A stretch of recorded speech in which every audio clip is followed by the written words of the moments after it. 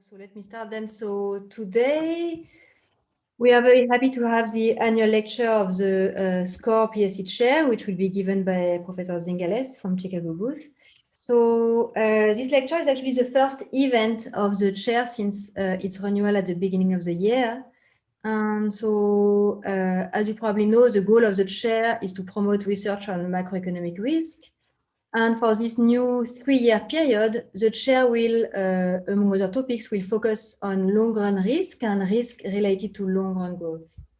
So I'll let Gilles introduce Luigi Zingales in more detail, but just a bit of housekeeping before starting. So the lecture will be 1 hour and all mics will be muted during the lecture. And at the end, we will have a Q&A session. So you will be able to unmute your mics at the end of the lecture to ask your questions. Right, thank you. Okay, thank you, Axelle, for this very concise introduction. So it's a pleasure for me to introduce Luigi. I'm going to do it in a rather impolite and narcissistic way because, you know, nowadays everybody is narcissistic. We have Facebook, we have Instagram, and all this stuff. So basically, there are a number of things that I'm proud of and that are not on my CV. One of those is that my work was used as a subject for the baccalaureate national exam in economics, which I discovered, you know, on the internet by chance. The other one is that when I was a graduate student at MIT, I served as a TA for 2 Nobel Prizes, Oliver Hart and Jean Tirole. So maybe the 2 others for whom I was a TA will also have the Nobel Prize. And the third thing is that I was a TA of Luigi Zingales. Narcissistically speaking, I'm proud to have to imagine I could have contributed a little bit to his intellectual formation, less than Hart and Tirole, of course, but then I was always very pleased that he did very well, and above all, he did not content himself with being a nerd, but instead, you know, did a very serious economics with very important ideas and big stakes. And the other thing I discovered just 1 hour ago is that Luigi and I were born exactly on the same day, 8 February 1963. I could not believe that, but you know, it's true. So basically, why is Luigi's work important for our SCOR chair? Because he has called the attention of everybody upon the fact that, in some sense, the structure of capitalism, the incentives, the governance of firms is very important for society as a whole, very important for growth, for trust, for property rights, and obviously the potential evolution of the way capitalism works and is organized is part of the risks we face. In particular, there are some reasons to believe there is a lot of work in macroeconomics pointing to the fact that there is increased concentration, reduced competition, and if there is more and more concentration, then less and less competition, then firms increasingly can get away with various forms of governance that are not socially efficient and are not good for consumers and not good for economic progress. And Luigi's work is at the heart of this debate. So I will stop here, and you know we are all eager to listen to you. Okay, Gilles, thank you very much for the very kind introduction. I do remember with great fun your classes that were fantastic. And actually one of the many regrets of this pandemic is that I am not there tonight and going to dinner tonight. So I think that you owe me a dinner in Paris, and to reminisce of the old days. I'm very surprised we're born the same day. Now, you also know that Schumpeter was born February 8th, now of course in 1963, but was born on February 8th. So now we can say that all great economists have been born on February 8th. Without exaggeration.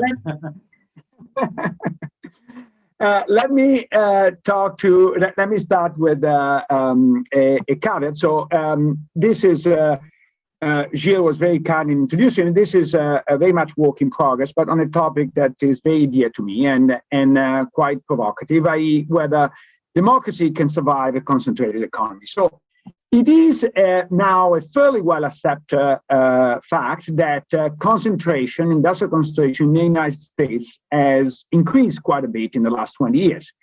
You can see in some sector, and we all are familiar with the fact that basically there are two operating systems for smartphones, and they represent 99% of market share.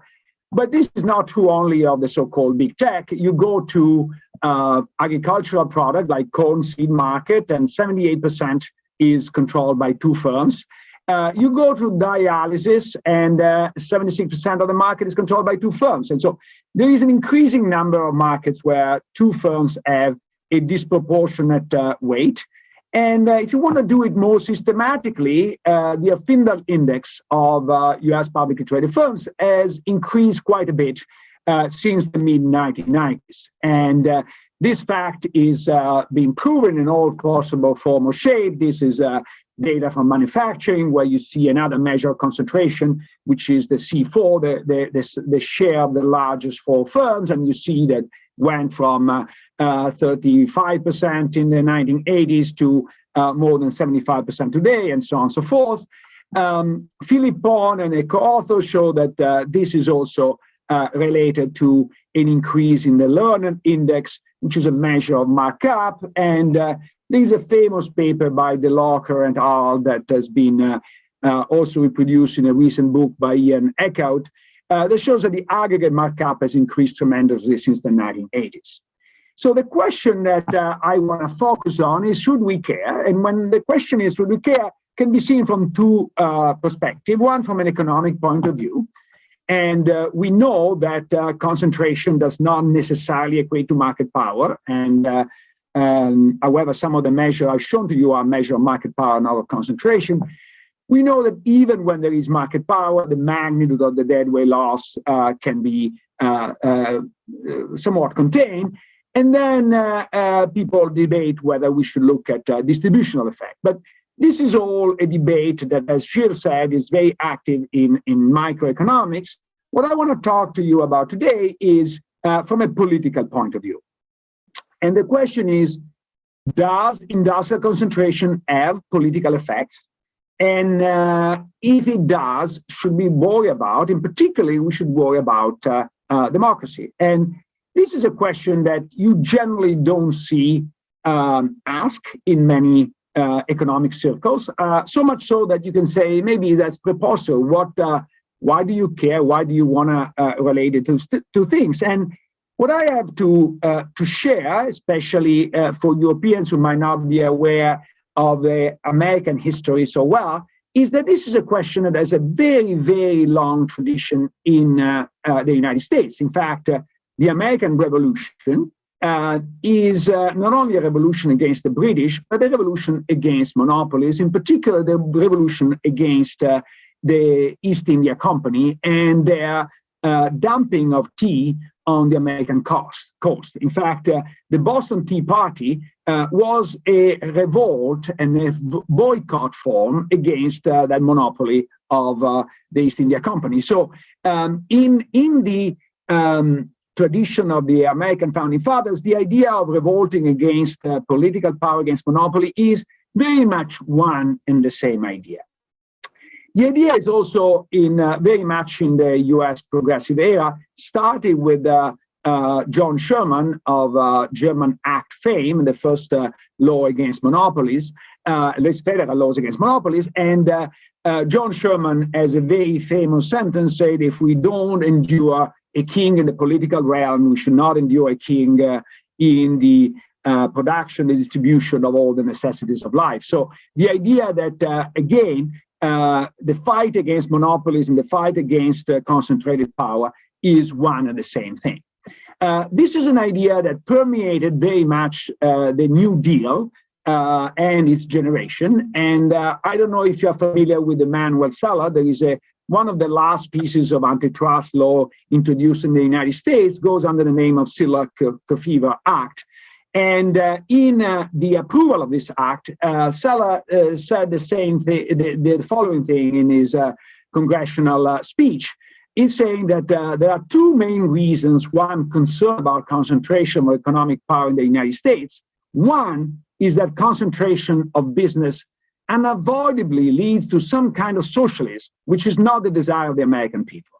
And then only the other one is that this impacts with competition. So it's important not only that he mentioned both, but in the pecking order, the first one is a political consideration, then there is an economic consideration. And then he has this sentence that is quite impressive and say, because we have seen what happens in the Western world, which at the time basically meant Europe.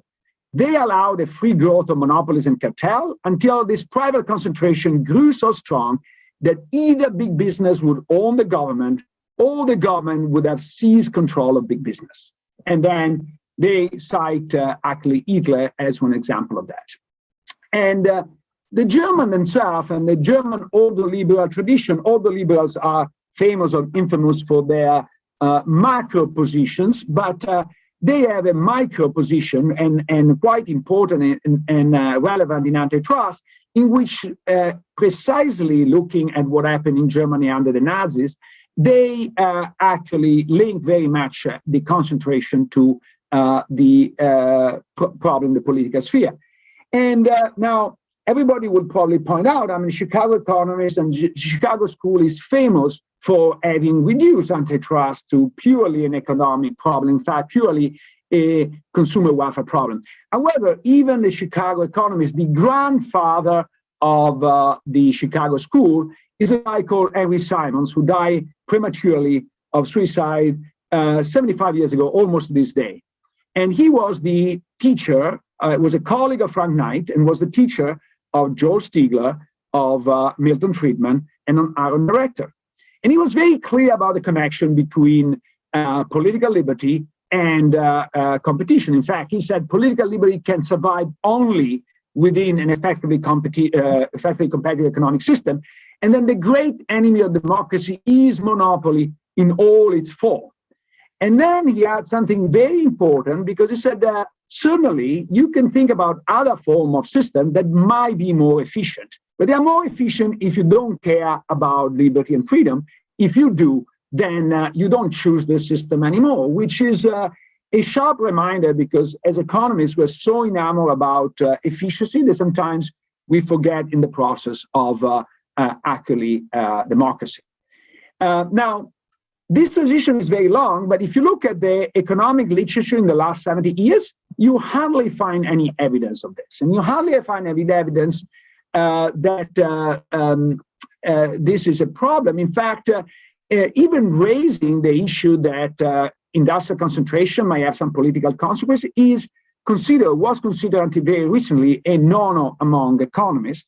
And in part is because economics formalize much faster, much better than political science. And so it was easier for economic and legal scholars to point to just economic cost of monopolies, ignoring the political cost. And I have to say, the end of history feeling that followed after the fall of the Berlin Wall really gave the impression that democracy was not a risk, and so we shouldn't worry about potential consequences. I think there is clearly a resurgence of interest today for not only for the increase in concentration, but also for the sense that maybe democracy is not such a fait accompli even in Western countries and Western developed countries, including the United States. And so we have seen some steps in this direction. The Competition Market Authority in England, for example, has introduced in its analysis of competition also issues related plurality of views in the media market. So is not just a pure welfare analysis, but what they call a citizen welfare that includes also diversity of opinion in the media market. And recently, some researchers have pointed out the fact that is pretty straightforward since Marco and Olson, but have not been pointed out with this emphasis that if I am a monopolist, of course, I internalize a lot of the benefits of my lobbying, and so I'm going to end up lobbying more than normal. What I want to focus today is a third aspect, which I think is less well appreciated, and is how monopolies and concentration in general tend to transform democracy or into authoritarian regimes. And what I would point out is there are two reasons why concentration is inimical to democracy. One is that concentration increases expropriation risk, making authoritarian regime more appealing to the wealthy elite. So that's kind of a political demand for autocracy increases. But at the same time, concentration makes it easier for an autocrat to gain power. So supply increases as well. And so my goal today is really trying to explain to you why these two mechanisms are at play. And then I want to start to give you some words of hope of what can we do to actually stop this problem before it becomes too severe. So let's start with the first one is to what extent monopolies increase expropriation risk. And to explain this, I have to start from a point which is quite benign if you look at the history of economics, but is maybe forgotten in the most advanced economies because we have passed this stage and we give as a fait accompli that cannot revert back. And this is the idea that there is a tension between the idea of capitalism and the idea of a centralized or the central political power, because capitalism, after all, is a system characterized by private ownership of capital goods. However, in a world in which the state has the monopoly over the legitimate use of physical force, then we are always a threat that this monopoly will expropriate private property. So what ensures that private property remains private? There is a well-known time consistency problem that if the state has the power to expropriate private property, why will it not do so? And if private citizen expects the state to expropriate them, why should they accumulate wealth? So this is a problem that's been super pervasive through history, and actually Northern Weingast, in a very famous piece in 1989, said that what really made the difference was the creation of some constitutional commitment. So their idea was that after the Glorious Revolution in England in 1688, William and Mary agreed to a Declaration of Rights, and these rights imply that the Crown recognized, number one, that the Parliament has supremacy in forming legislation, and so also in taxation and other measures likewise. Two, that the Parliament needed to agree on the creation of a standing army in peacetime. And three, that there was an independent judiciary, and these judges were protected from arbitrary dismissal, strengthening the power of private citizens to appeal against the abuse of the crown. And as Northern Weingast document, the ensuing results in England were wonderful. Not only private property became better recognized, but also the ability of the crown to borrow from private citizens increased, because made it more credible that they would pay back. And so England was able to actually finance itself by issuing long-term bonds at rates that were unprecedented because of this commitment. Now, of course, there is a problem here. And as much as, of course, this constitutional commitment was important, the question is, if it was so easy to offer such a credible commitment, number one, why it took such a long time to figure it out? And now, this, of course, question can be asked for many great innovations. But then the second question is, once the innovation took place, why copying the constitution of a successful country does not immediately ensure protection of property rights, even in the most failed states? So, of course, as we know, there is not a formal constitution in the UK, but there is a formal constitution in the US. And as much as we might dislike some US aspects, I think on the protection of property rights, they do pretty well. So why every country in Latin America or every country in the world did not copy the US Constitution and instantaneously get the rule of law that we observe in the United States? And by the way, Argentina copied the US Constitution a couple of times, and already the fact is a couple of times suggests that it didn't work that well, and even today it does not work very well. And so the question that we need to understand better is why constitutional commitment work in the UK, but why it doesn't work everywhere. What do we need in addition to make it work? And this is in a book I wrote almost 20 years ago with Raghu Rajan, Saving Capitalism from the Capitalists. We raise a very simple point, that is, constitutions, of course, are important, but they are important in the sense that they facilitate the coordination of economic powers.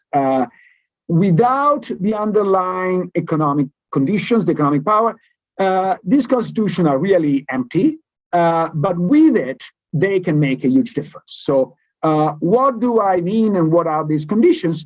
A constitutional commitment like the one described by Northern Weingast work when there is a large class of property owners who are interested in the protection of property rights. They are dispersed enough to face large coordination costs, but they are powerful enough to matter when they can coordinate. So the idea, and I will explain to you a little bit more in details, but the idea is the large set of small landowners in England at the time were sufficiently dispersed not to matter because there are coordination costs, but once you give them a mechanism to get together, and the parliament at the beginning, remember, parliament was the very restricted suffrage, so it was not the universal suffrage we talk today, but in that case was really the place where property owners will get together and will force the hands of a king that was reluctant. And now, why this took place in England at the time and not in other places? The answer is very simple, because in the 17th century England, there was a class of small yeoman farmers, and this class was created by the early Tudors land confiscation. When Henry VIII broke away from the Catholic Church, the first thing he did is to expropriate all the land owned by the Catholic Church in England, which was a lot. And then, because they had financial constraint, decided to auction off this land to whoever bought. And so this is the first time that really a market for land develops. And so the land ended up in the hands of the highest value user. That's what markets are about. And so these higher value users were people that knew how to cultivate this land. And so the intrinsic value of the land was much less if the gentleman farmers were expropriated. So a French king could easily expropriate a French noble, because the French noble were not cultivating the land themselves. They were living in Paris at the court. And so transferring the ownership of land from a noble to a king will not impact the economic management of the land. That was not true in England at the time. And so the cost of expropriation went up. And the cost of expropriation went up at the same time where the parliament provided the common ground where the action of these landowners could be coordinated. So the combination of these two things made basically able the landowners to overcome the coordination cost. And the two things together really made possible the success of the Constitution. So constitutions are important, but are important when they, to some extent, vest economic powers that are there. So more broadly, in the old days, and this is a world before democracy, and I will come to democracy in a second, but I think is very easy to analyze when democracy is not in place. But in an old world, if you want to reduce a sovereign's temptation to expropriate private property, you need the obvious. You need to reduce the benefit of expropriation. How do you do it? By increasing the complementarity between what is appropriable, the physical capital, and what is not appropriable, which is the human capital. At the same time, by providing alternative ways for the sovereign to finance himself. And as I said, the constitutional commitment made it easier for the kings at the time to finance themselves in the bond market. But also, you want to increase the cost of expropriation. And how do you increase? By increasing legal protection. Those are all the measures that were in place, but also by increasing the political power of the constituency that favors the protection of property rights. And that's exactly what the Glorious Revolution did, and that's the reason why England was so successful at the time. Now, you said this is described very well, the time of the English Revolution, the time of the French Revolution, does not describe very much, certainly our time, but even the 20th century. And you're absolutely right, because in the meantime, the power of the state was then vested into more democratic institutions, but the expropriation risk has not disappeared, has only changed. And generally, in modern developed economies, we don't see very many rapacious kings, but we do see the tendency or the temptation of democracy to exploit their power to expropriate or tax to the level of expropriation some property. And remember Pericles in his famous oration for the people who fell in the first year of the Peloponnesian War, defined democracy as an administration that favors the many instead of the few. So you have to accept the fact that if democracy is exactly this, is the administration that favors the many, and ownership is concentrated, you have a time consistency problem. You have a temptation to expropriate and redistribute, especially when inequality is very high. And then we see in the history of the 20th century in Europe is very indicative of that, and also in other continents, but Europe is the one I know the best, is that when inequality is very high, elite will oppose democracy because they anticipate that democracy will lead to a redistribution. Why? Because the more unequal the wealth and the more unequal the power, the more rewarding is for the masses to have the redistribution. And so more recently, a political science, Daniel Zimblad, defines the conservative dilemma as how conservative, and here he equates, and you might like or not like, I want to be as neutral as possible here, but if you define as conservative as the party that protects property more than liberals, then the dilemma of conservatives is that in a democracy, they tend to be defeated at the number game. And so how do you appeal to voters and win the number games, while at the same time you want to maintain a system that is inegalitarian and hierarchical? In a sense, this is the tension between democracy and capitalism, because capitalism does lead to an inegalitarian system. And so how do you defend the system of capitalism in a democracy? And I think this is a fundamental tension. And the question is, how do you resolve this dilemma? And Zimblad identified three strategies. The first one is to have constitutional constraints. The United States Senate was not elected until 1913, was nominated by governors, and was nominated by governors because the founding fathers wanted to reduce the power of a democratic system to redistribute wealth. Also, the US president, as all of you know, is not elected directly by the people, is elected through the electoral colleges. And again, this was a constitutional constraint that was imposed by the founding fathers to prevent this. And until very recently, in Chile, there was a binomial electoral system designed by Pinochet that forced the context, the electoral context to be taking place very much at the center of the political spectrum between a center-right and a center-left coalition, where not much could change. And until recently, now they voted to rewrite the constitution, but until recently, this system was in place. So this strategy worked quite well for a long period of time, and it still works to some extent in the United States. Then there are other systems, which is gerrymandering, restrictive electoral rules. If you live in the United States, you are tempested now by news about various states changing the rules to make more difficult for people to vote, or at least restrict the ease with which you vote. And of course, there is a legitimate concern about voter fraud, but also there is a desire to increase the cost of voting enough that a fraction of the population might end up not voting.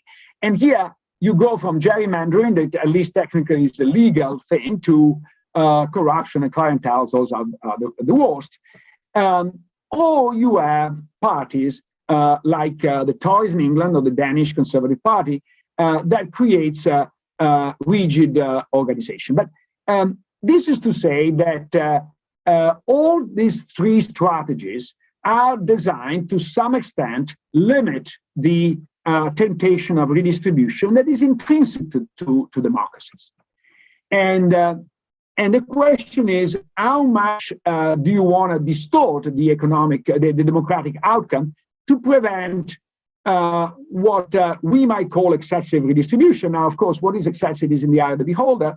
But as economists, we think that much of the redistribution ex post have very negative cost ex ante. So it is excessive from an efficiency point of view. And of course, the lower the benefits of expropriation and the higher the cost, the less distortion we need.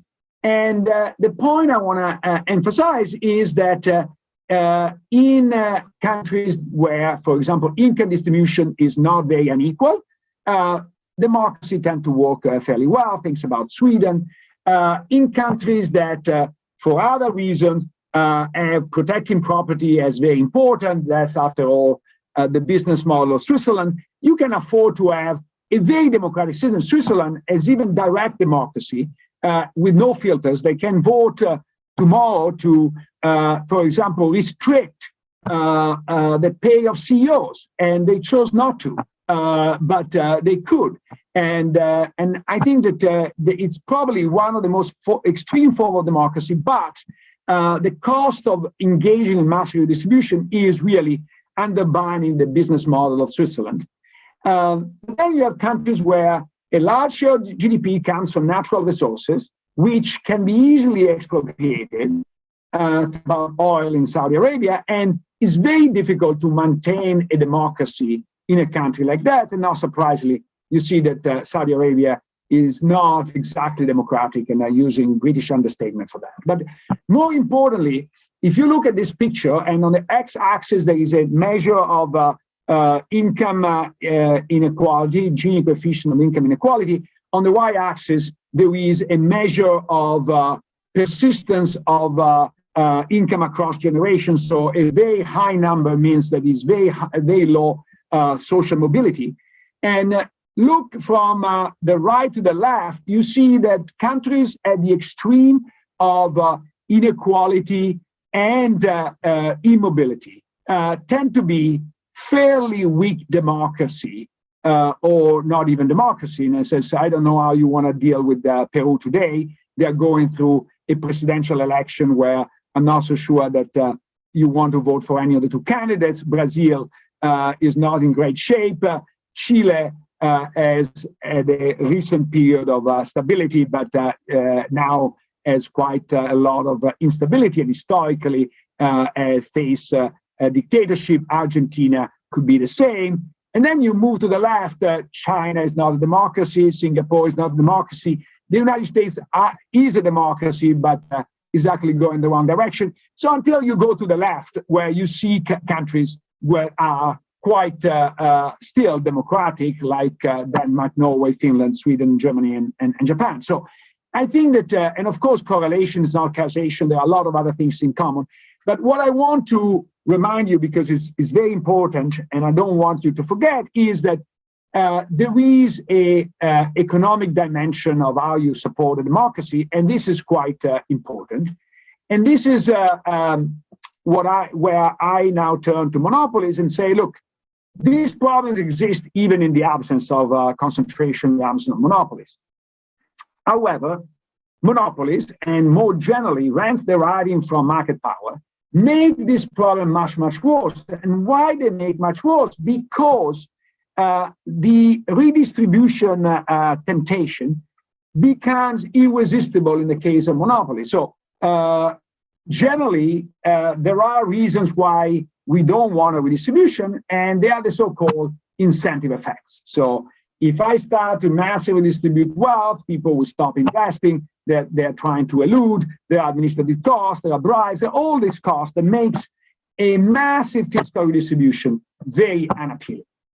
That's not true for monopoly. So if today there is a monopoly and I abolish a monopoly, I immediately not only redistribute a lot of wealth from the monopolies to the consumers, but not only I do that at zero cost, I do that at a negative cost. Why? Because we know that monopolies are inefficient. There is a so-called Harbinger triangle, a triangle of deadweight loss that is lost in a monopoly. And so by eliminating the monopoly, I eliminate that cost, and so I can transfer at a negative cost. So unregulated monopolies cannot resist long in an authentic democracy, i.e. in a democracy that does the will of the majority. And so monopolies have to manipulate the democratic system in order to survive. So let me bring a real-world example to this, because so far I have talked about historical kings and periods that are far away, and you might think that I describe a historical world that is not there today. But let's go to today's world. Let's go to Mexico. And in 2014, a law in Congress actually allow a liberalization and interconnection services in phone companies. And this law was very much fought against by Carlos Slim. And what you observe immediately afterward is that his wealth dropped by $32 billion in a year. Now, don't cry for him too much, because he still have 40 billion left. So he's not exactly begging for food, but I think it's important to see that he lost an enormous amount of wealth by any measure.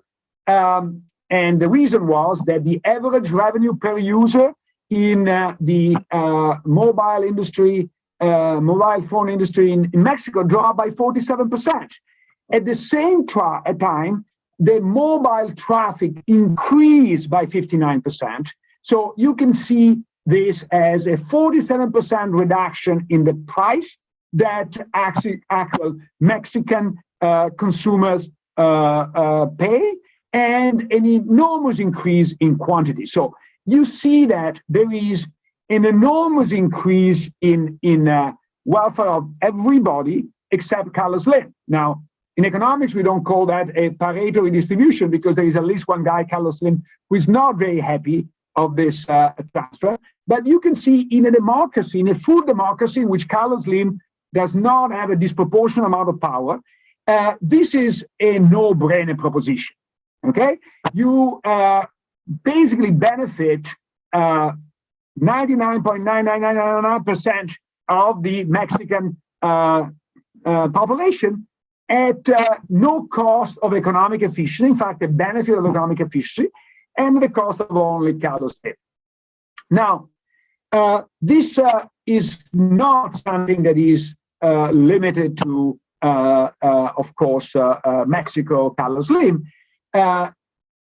Monopolies in the United States and all Western countries understood from the beginning how tempting was for democracy to intervene and redistribute. And you might not know, but the business of corporate public relations was invented by Arthur W. Page to protect AT&T from nationalization. At the beginning of the 20th century, AT&T emerged as a private monopoly in the United States at the time where there was a very strong anti-monopoly fervor in the political arena. And so Arthur Page invented the business of lobbying and corporate public relations in order to protect a monopoly. You might also have heard the term banana republic. The term banana republic comes from United Fruits Company that owned Guatemala. In fact, not only was the largest landowner in Guatemala, was also the virtual owner of the only port, Puerto Barrios, that Guatemala has on the Atlantic Ocean. And when Guatemala elected a president, Arbenz, that had a program to do a land reform, United Fruit Company hired Edward Bernays, who was the nephew of Sigmund Freud and the inventor of the propaganda model of advertising in the United States.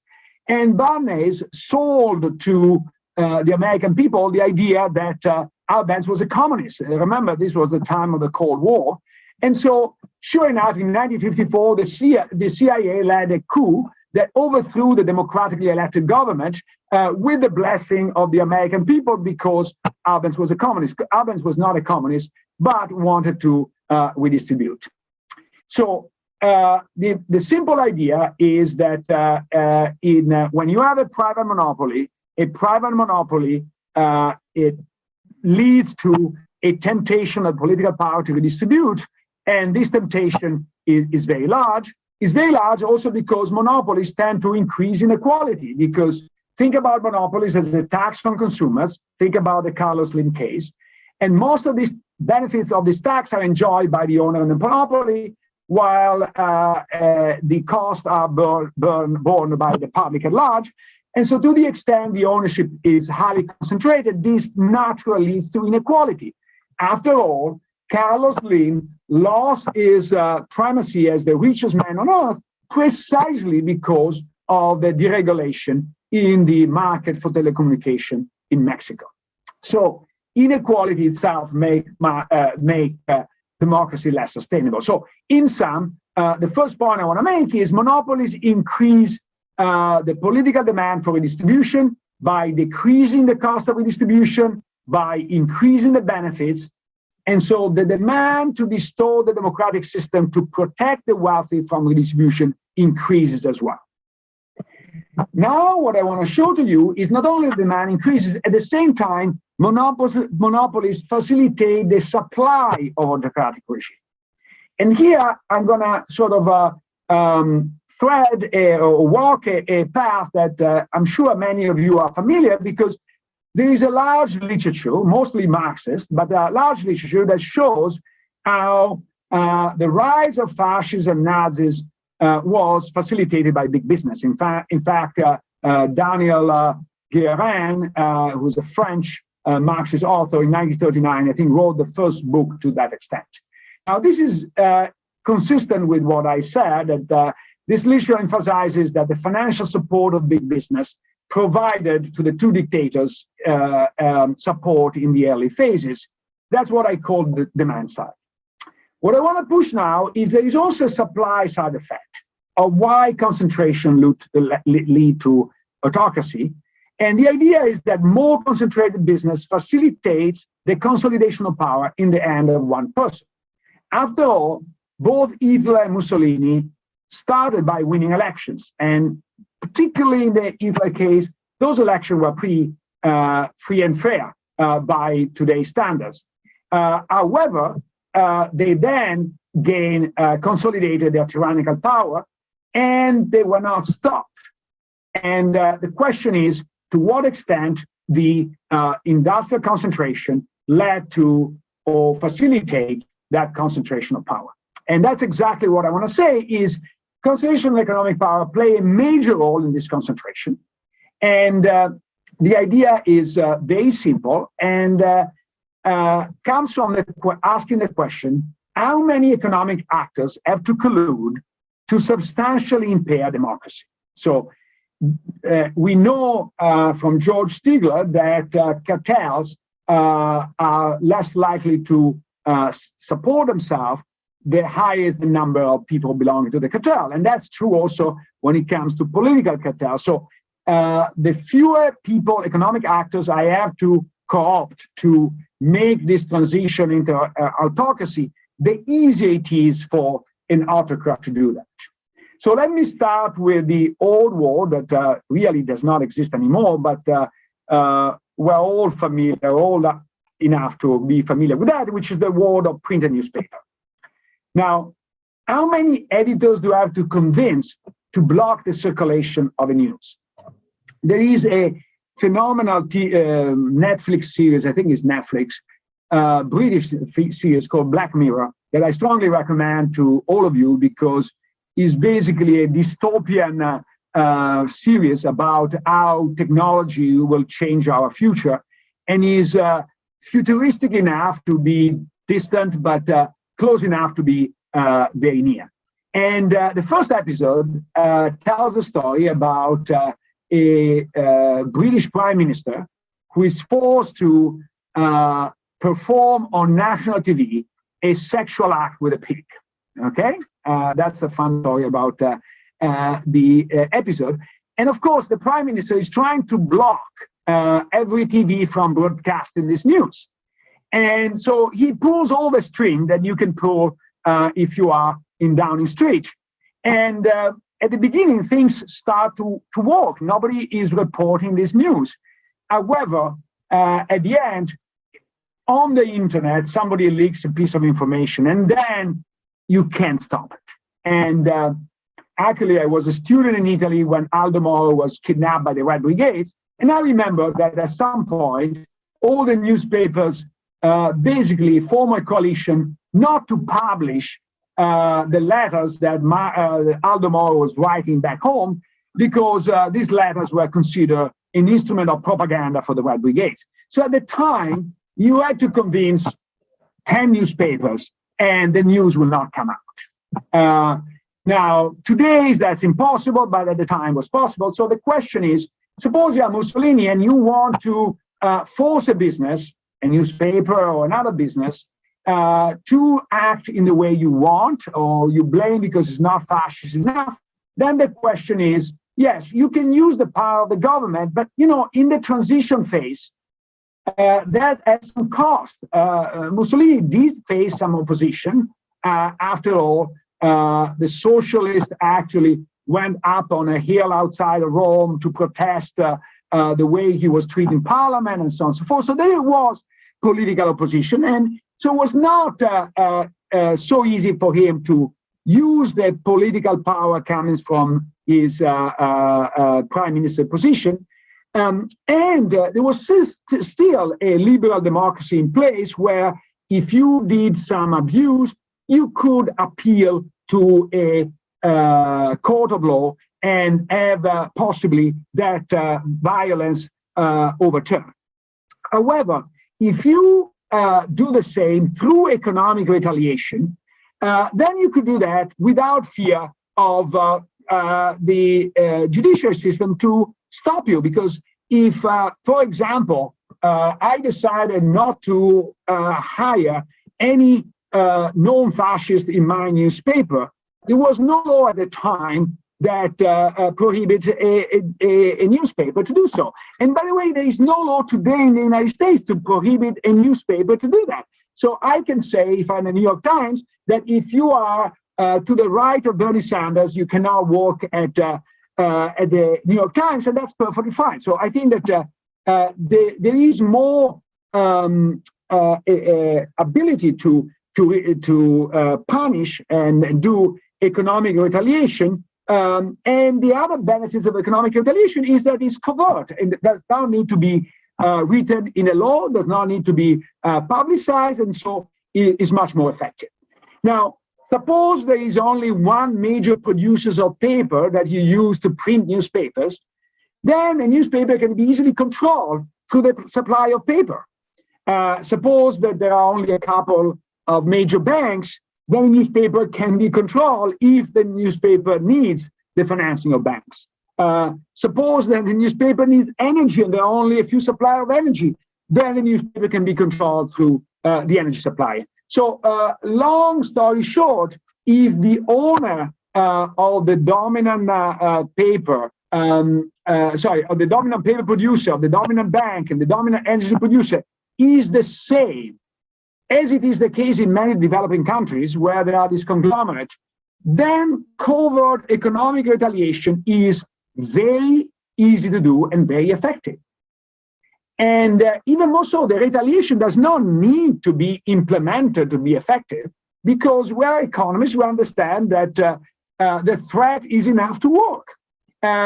In fact, in my dominant position, if I am a large conglomerate, I can threaten to impose cost, and the opposition will, or the opposition, or the competition will not do it because it's afraid to be taken over. So the ability to threaten effectively is a function of the number of bottlenecks or market power in the economy, how tight these bottlenecks are, so how alternative they exist, and the concentration of ownership of these bottlenecks. So the notion of concentration I'm using here is different from the traditional notion used in industrial organization, because it's not measured market by market, it's more a political concentration. So it reflects the economic damage an agent can inflict on others. Know that the power here is not only in the hands of the head of the conglomerate, but it's also in the hand of government, if the hand of government can either grant some favors to the owner of the conglomerate or to punish the head of the conglomerate. So if I am Mussolini and I want to have an influence on the press, I don't need to write a law saying the press is censored. I simply exert pressure on Giovanni Agnelli, who owned the Stampa. And how do I exert the pressure? I say, do you want me to order a lot of tanks from Fiat? Yes, then you have to do that. And the power I have to do that depends very much on how concentrated economic power is in the economy. So going from political science, I say the concentrated economic power is a loaded gun. Sooner or later, it will be pointed against you. And to go from Mussolini to today, I want to show that this risk is real. If you're not American, you don't know what Preet Bharara is. Preet Bharara was the US Attorney General in the state of New York, very active anti-Trumpian, very prominent member of the left-wing establishment. And to me, it's very, very scary that a left-wing liberal says in a tweet, please, Jeff Bezos, buy Twitter so that you can shut up Trump's account. Okay? So I don't see any difference between Mussolini asking Agnelli to basically censor Stampa and Preet Bharara or some liberals asking rich people to shut up freedom of speech or the ability to express through this mechanism. So this is, and I will move quickly because I know my time is running out. I move quickly to the implication, but I want to reiterate that after all, Simons was right that the great enemy of democracy is monopoly, in fact, concentration of economic power in all its forms. Now, what can we do about this? That number one, we should work harder in preventing concentration of monopolies. So the typical antitrust review today trades off the cost of intervening too early versus the cost of intervening later. And When you look at it from an economic perspective, generally the analysis tend to favor delay intervention because the cost of early intervention are clear and very quantifiable. The benefits are vague. And so you say, why don't we wait and see? Now, this is very different if the costs are political rather than economic, because by the time you lose democracy, it might be too late to get it back. So monopoly is a cancer that needs to be eliminated as soon as possible, even at the cost of destroying some healthy cells. When you do chemotherapy, you actually kill healthy cells in order to kill the cancer. I think that that is necessary in the economic arena too. After all, the East India Company was introduced in England as a temporary monopoly at the beginning of 1600 and lasted roughly 300 years. So when you think that monopolies are temporary, think again. And this is true in general, but it's particularly true when it comes to the media sector, when it comes to strategic sectors like energy, finance, and telecommunication, when it comes to data-intensive sectors. The second is a greater scrutiny of the political influence on monopoly. Today, much of the attention is focused on campaign financing and lobbying, which of course is important, of course is relevant, all these things. However, think about it. In buying member of Congress, incumbent monopolies and a rich person that enters the industry have exactly the same ability. It's just a question of money. Now, when it comes to influence of the political system, having control over some bottlenecks is worth much more than money.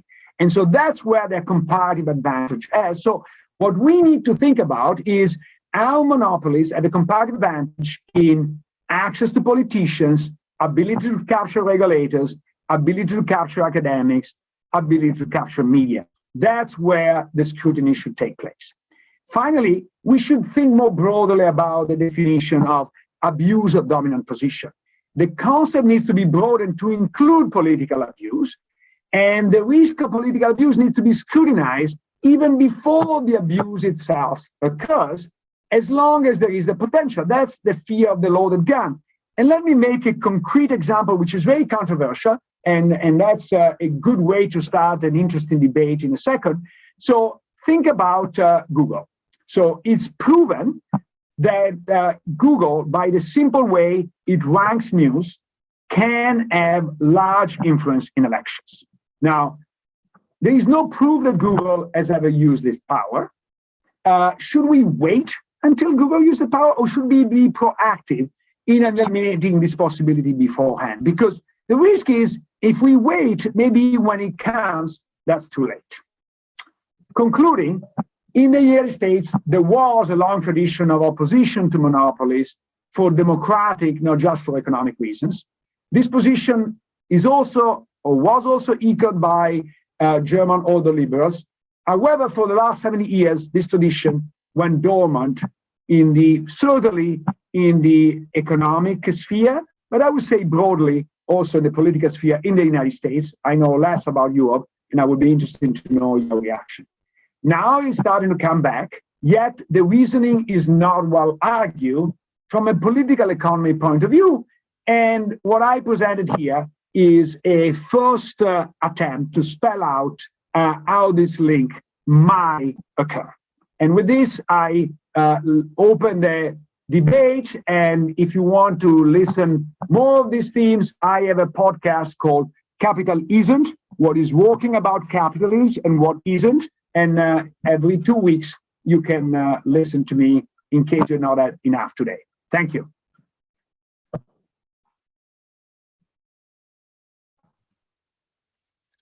Thanks a lot. So we are going to take questions from the floor now, and I think so. Julia is unmuting, so maybe Philippe Trenard could start.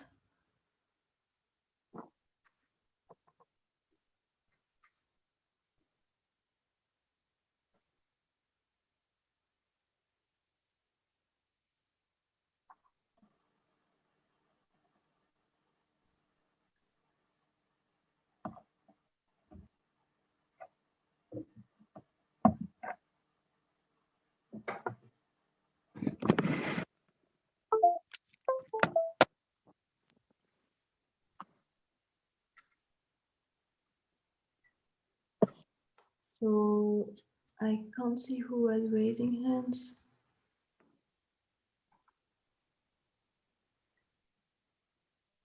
Right, I think Zain. Okay, so Do you Philippe, see me? start? Yes. Yes. Hi. Yes, you have me. I tried to speak, but I had no mean. I think you were not Okay, hearing so me. Now it's good. Just a very, very quick question. It's perhaps too large for Luigi. My question is the following. I see very well what you say between the connection between monopolist behaviors and also barriers and the risk to democracy, and that we have to anticipate these risks. But on the other hand, when we look currently at the risk to democracy, we most of the time are turning our eyes to the populist phenomenon. And the populist phenomenon is not directly linked, at least at this stage of the economic evolution, is not systematically linked to monopole and concentration of power. And sometimes it appears it's even linked to deconcentration of power. What do you think about that phenomenon? Is there something which could explain a link with monopolism or not? I will be happy to hear you on that point.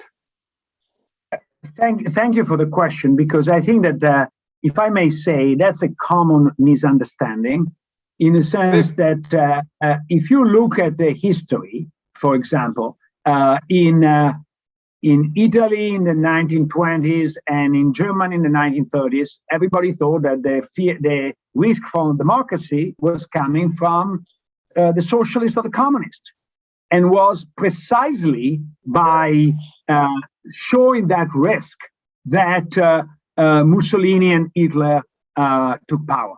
And that's exactly what I'm saying. When if you have Elizabeth Warren saying we should tax every rich person in America, and she started with 3%, and then the next day she already moved to 4 and 5, even before being elected, and at being elected she might increase to 6, 7, 10 to arrive to your Piketty 90%, because where do you stop? I think that precisely the fact you have on the one hand that pressure makes the other end be very, very concerned.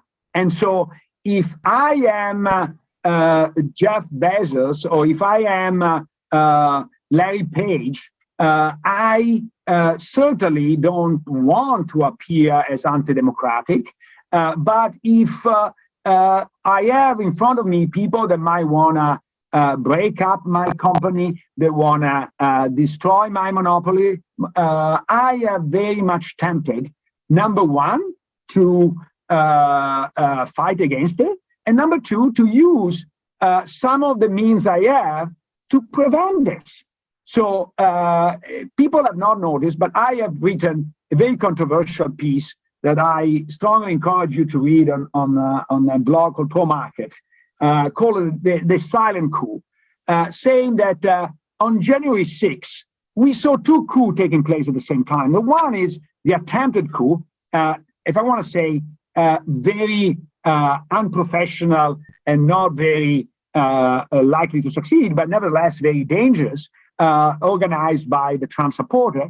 But on the other hand, we saw that the major digital platform decided to shut off from the media, not only Trump, but also a number of supporters and even new platforms. So there was a right-wing group called, I don't know what it's called, Parler or Parler. I tend to say Parler because it sounds more French, but they say Parler. But anyway, there was a new platform where right-wing nuts wanted to congregate.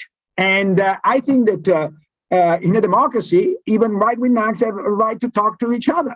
And was enough to Google and Apple to say no, that they don't share this platform on their smartphone platforms, for this to be completely unreachable to the entire US population. So the decision of two people could quickly lead to a restriction of freedom. And at the moment, we don't see this as necessarily attacking people from the left, but that's where I'm saying it's a loaded gun. It's a loaded gun that in this moment, you might clap because it's loaded against the populist. But remember, when you have a loaded gun, can shoot in the other direction too. Can I intervene on that? Because I think it's a very interesting example, because neither Trump nor the populists never ever planned to attack the monopolies of Google and these people, right? And it was not on their platform. Actually, Trump was using Twitter. So it does not look like an example of what you say. It looks like an example of the monopoly using their power to do their own politics. And in fact, they probably lose money by doing so. But they are so rich that they can afford to spend money to influence outcomes, political outcomes according to their own tastes. And where their own tastes produced in academia, where they studied, right? And why do you have to go to academia? Because you need a job, right? If you are smart, you need to show you're smart. So there are plenty of very interesting things you said, but the picture is so complex. How about studying monopoly of ideas and collusion in academia? I completely agree, and I actually did study some of this stuff, and it's very relevant. But I think that on the big tech, I think you got your facts wrong, because Josh Hawley, the guy that incited the January 6th revolt with a sign of support in front of Capitol Hill, just wrote a book, and the book had already been written at the time, against the big tech monopolies. And Trump was attacking particularly Facebook every day, and Facebook did not did not move until Biden was elected. And it is interesting that only when Biden was elected, Facebook and Twitter decided to cut off Trump and the right from those social media, because number one, they could afford to, and two, because there was a political quid pro quo between the Biden administration and the social media, by saying, look, we're not going to be so aggressive with you in order to, if you behave properly against our political enemies. And so much so that Biden still has to announce the Assistant Attorney General for Antitrust, which suggests that he's not so eager to proceed on that front. But still, in 4 years, Trump was unable to attack and to dismantle any of those monopolies. The monster Trump, the new Hitler, was unable to just reduce the market share of Twitter or Facebook. It's amazing if you think about it. Yeah, it is true. And it was a phenomenally interesting experiment of how much people could switch. And actually, I had a little bit of an experiment with a group of friends. I still have high school friends in Italy, and we were all on a WhatsApp chat. And around that time, there was also a new privacy law in WhatsApp that was considered very scary. And then Elon Musk, of all people, said, you should move to Signal. And so we tried to move into Signal. And for a couple of days, there were two chats that were equally coexisting. And within a week, everybody converged back to WhatsApp. So the staying power of the social media is enormous, even if you can switch at will with equally convenient platforms. But I think that the hysteresis is enormous. We take a question from Agnes, maybe? Yes, thank you. Can you hear me? Yes. Hey, Luigi. Yes. Thanks for this great talk. I wanted to ask a question about private property versus public property, because your story is about the state, the relationship between the state and or the power and private monopolies. But take a country like China. There were monopolies before private property. There were big state-owned enterprises. And in that case, and there was, these were not democracies. It was not a democracy. There were less inequalities still with this system. So the inequalities have exploded, maybe not only related to concentration, as you pointed. So my question is, in theory, what would be the difference with the public monopoly? We know that public monopoly can set the prices in a different way. It can also pay different wages, or so the rent is distributed in a different way. It can be taxed and so on and so forth.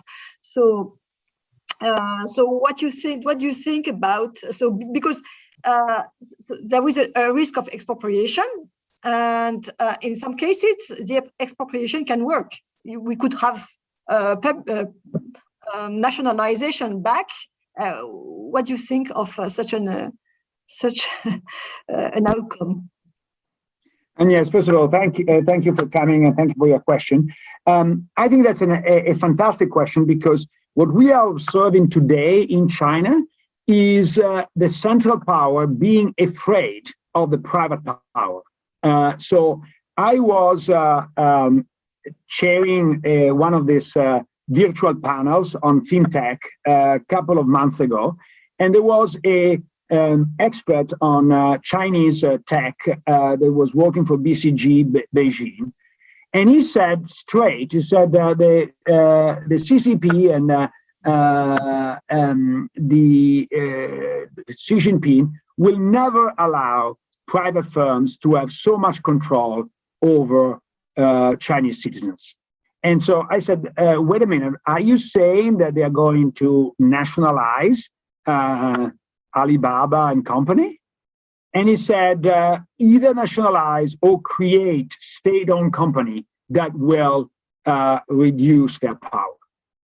And I don't know whether he's right, but certainly the steps we have seen recently are in this direction.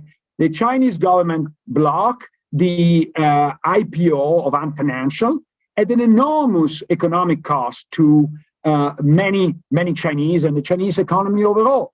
But the idea is we don't want to have an alternative source of control in China, and we want to have the data of Chinese citizens in the hand of the Chinese government. And as a result, we are not going to allow these companies to grow so much in power. So even in a communist regime, you see that the political power is afraid of the economic power, because the economic power can substitute the political power in the future.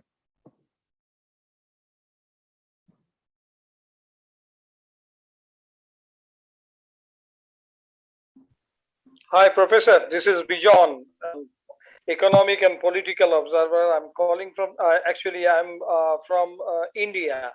So actually, my question to you, that how will you define, rather, what is going to be your opinion? I mean, how you will describe in India? Actually, you know that India went into practicing the economic reforms almost for last 3 decades almost, and for the last four or five, for the last 7 years, there has been a new regime which has came into the power with a kind of absolute political majority, and actually by obtaining the clear political mandate. But what we are observing at this moment, that after obtaining those havoc political mandate, now the Indian current regime has started practicing a kind of a majoritarian and authoritative practice, which has actually started crippling the constitution. And this political mandate was achieved to some extent by exercising the, what you described is a kind of a terminology, that is gerrymandering. And my question to you, with this sort of practice of crippling the constitution and coming out with a formulation of an economic policies which is being made for the preferential and privileged of the current regime. So what will you define that actually what is going to be a kind of a democratic scenario in the coming future for the formulation of economic and business practices in India? Your comment in specifically upon India, please. So, Dijon, first of all, my heart and my prayers are with you, because I know India is going through a terrible period in this moment with the pandemic. So hopefully you and your family are safe. But this said, it's hard to make prediction, especially political prediction, especially of a country that I don't know as well as I would like to, as India. But my impression is that it's very similar to the rise of other autocratic power, including the one that prevailed in Europe in the 20s and 30s. So you gain a majority with a electoral system, but then you use every method to basically make that change irreversible. And what I'm saying is that having a concentration of economic power, and unfortunately in India there are some such concentration, because you have some large conglomerates, and these conglomerates can have a undue influence, especially if they are in bed with the government. So I think that the risk of if you want, political industrial complex is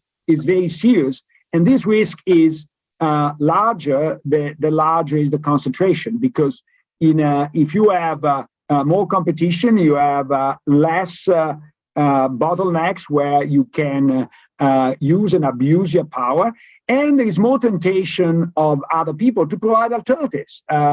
In the United States, in the old days, there were sort of companies that were choosing two sides of the equation, also in part because there was competition, and so some were supporting Democrats, some the Republican, because there was a comparative advantage in doing so. So I think that the more there is competition at every level in the steps, the more difficult it is to consolidate political power. Now, am I saying that if you have perfect competition is impossible? No, but I'm arguing that is more difficult.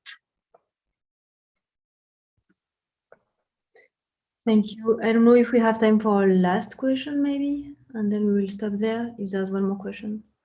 So there are more questions coming now. I would have one more question. Can I? Yes, go ahead, yes, so thanks. Just one quick question. You haven't talked about the international dimension of the problem. So the fact is that in the US, like the large companies, the monopolies, they manage to extract rents from abroad, which make the trade-off much more difficult. And in fact, Europe is being criticized because the European Commission prevents mergers. But a lot of European politicians would like to have bigger monopolies in Europe to be able to extract rents from foreign countries. So how does it complicate the analysis? You're right, it complicates an analysis in many dimensions. So first of all, it makes it more sustainable to have a monopoly, at least to sell it to the public at large.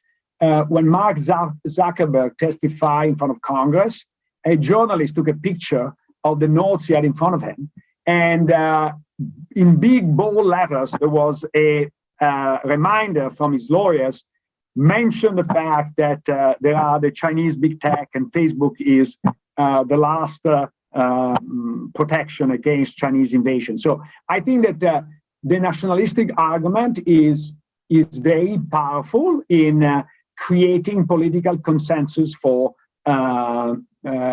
local monopolies. So at some level, you might say monopolies can survive longer in a democracy if you can sell them that they are for the benefit of the citizen at the expense of everybody else.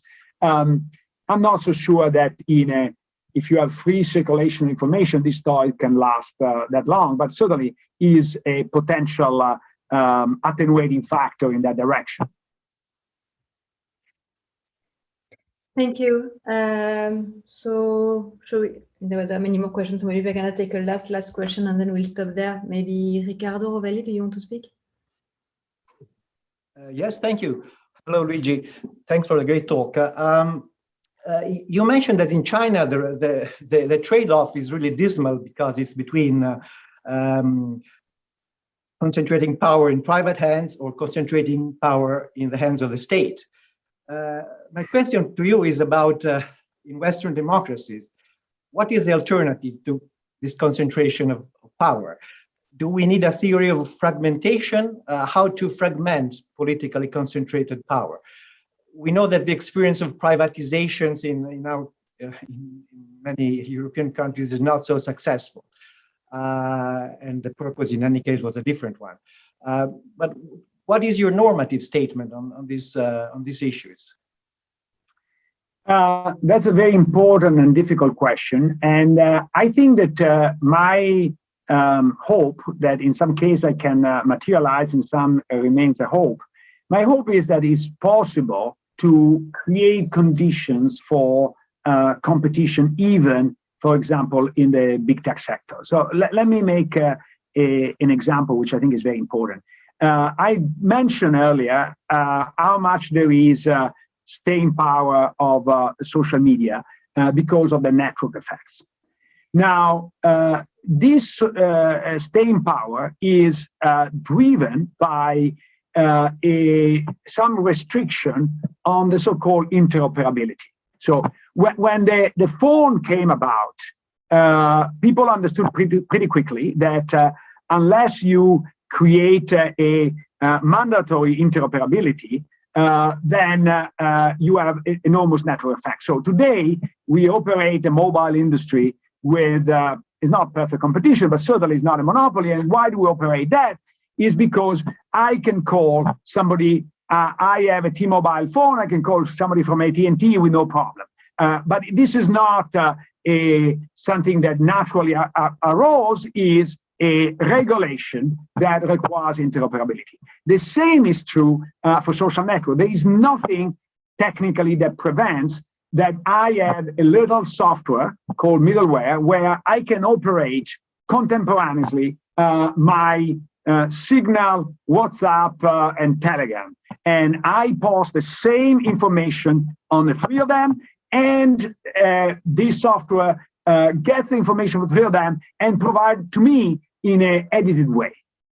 Actually, this company existed, was called Power Ventures, and was put out of business by Facebook that sued the hell out of them. Now, if I give to Gilles my login and password for my Facebook account, and he enters with my consent on my Facebook account, he commits a federal crime called hacking. And this doesn't need to be the case. This is a distortion of the competition created by the lobbying and political power of Facebook that can be easily undone if there is a political will. So once we have that, then I think it's easy to have many operators, because the moment you have interoperability, the moment you have multi-homing, you have the possibility of having fragmented ownership. So for other sectors like Google, that's more complicated, and I don't have the solution yet. But the idea is it does require a framework, it does require some regulation, but you can create a regulation that allows competition to flourish even in these sectors. Thanks. All right, thanks a lot. So I think we will stop there for the questions. Thanks a lot, Luigi, for your time and your great talk, and thanks everyone for attending. I'll just conclude by saying that the next event of the SCOR PSC chair will be the annual conference in September. So hopefully we'll see many of you there as well. And otherwise, that's it. Thanks a lot. Thank you. Bye-bye. Thank you very much, Luigi, for this very stimulating lecture, and hope to see you Thank you. soon. Many thanks. Likewise. Bye-bye. Bye-bye. Bye. Bye.